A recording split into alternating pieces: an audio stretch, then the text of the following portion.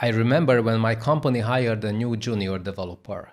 He passed all the technical interview questions with flying colors, and we were very happy to have him on board. But it didn't take too long for us to realize that he was actually a terrible programmer.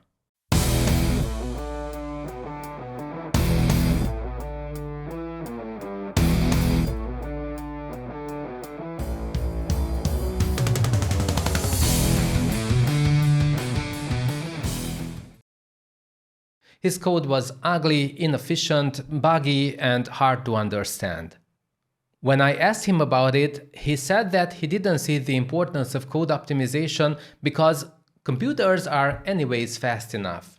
Unfortunately, this attitude is common among new developers, and it's something that needs to be changed. So what did I do to change his mind? I showed him the importance of optimization through a simple example. I asked him to write a Python program that would calculate the sum of the first n natural numbers. So, if n is 10, the program would calculate 1 plus 2 plus 3 plus 4 plus 5 plus 6 plus 7 plus 8 plus 9 plus 10. It only took him a few minutes to write the program. And if we execute it, it prints 55 as expected. Next, I asked him to measure how long it takes for his program to run for the input values 10, 100 and 1000. Here are the results. Now, do you see the problem? As n gets larger, the program takes way more to run. From half a second to over half a minute is a huge difference. And this is only for n equals 1000. Imagine how long it would take to calculate for 1 million. I swapped out his code for the following. Return n times n plus 1 over 2. And here are the new results. Quite convincing, right?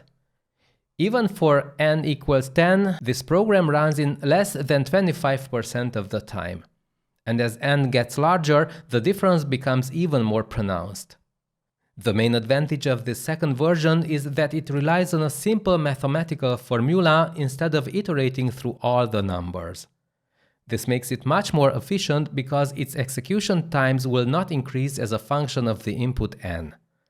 In computer science terms, we say that it has a constant time complexity, which is much better than the linear time complexity of the first version.